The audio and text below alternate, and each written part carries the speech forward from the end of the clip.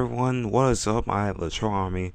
How you guys doing? My name is Latrell right here for tutorials just up for y'all, and the gameplay we're gonna be watching is something that, well, you're gonna be seeing in the near future. I mean, this week or next week.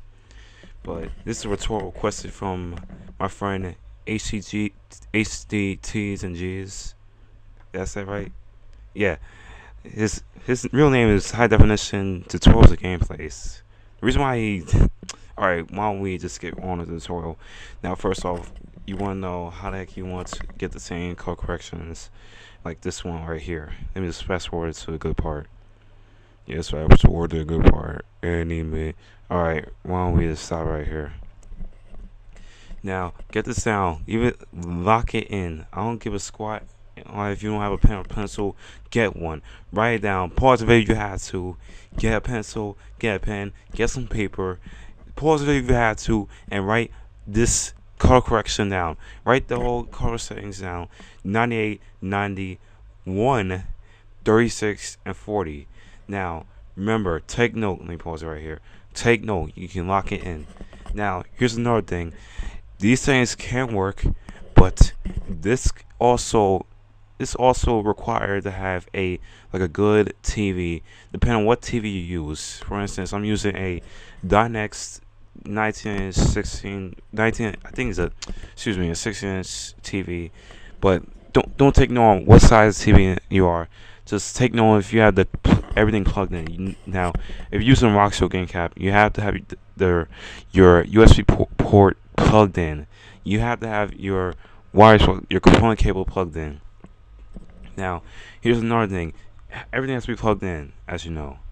Now, you have to have the color corrections like this, and for it to be like a little bit beast. Second thing, you need to have a good TV for your settings to be like this, like mine. For instance, it could be any TV, but you have to have the right TV. It could be a good TV, any type of TV. You have to have the good TV. Now, for instance, let's say I have a Samsung TV. Now, the color correction will be the same. The numbers have to be the same, but your TV, like if you have the TV on, then your screen like this, the screen you're seeing right now would change. It could be more a little bit darker. Like for instance, like this could be more darker. Now, you can have this on. You can have this on, but remember, keep the settings like this. Now, for TV like mine, it can be any TV, but if you have one of those TVs, like one of those big screen TVs, the screen should be a little bit darker if you have one of those big screen TVs, because it runs on a different process, like a different monitor, because you're using more than one component cable if you have like one of those TVs. But if you have just one component cable in, then if you have just like one component cable in and out, then it should be fine. All right. Let me say it again. If you have one of those TVs where you have just like one set of component cables, then you can plug in. If you have another TV that has two or more sets with component cables, then the screen should be more darker. All right. Now, that's done, because this doesn't look beast. Now, for instance, if your color correction doesn't look alright to you, then you can go to Sony Vegas Pro. I use Pro 11 for a good thing, because like I used to use Pro 10, but for Pro 11 I'm alright. Hold on a sec.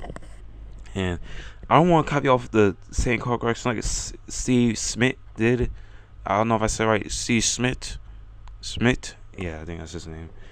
But just in case, if your color correction doesn't happen to be like the same as mine, then do this. Like, let's see. Let's say I drop a random video, cut this and that.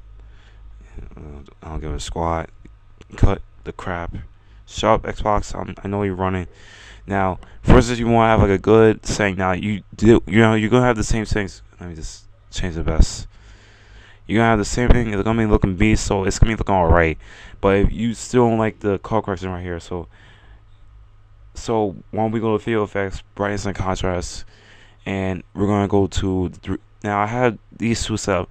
Now, if you can set up for 2.35 contrast. Now look what happens if you have 2.35 contrast, and it should be loading. Now the contrast increases a little bit more, like it gives it a kiss.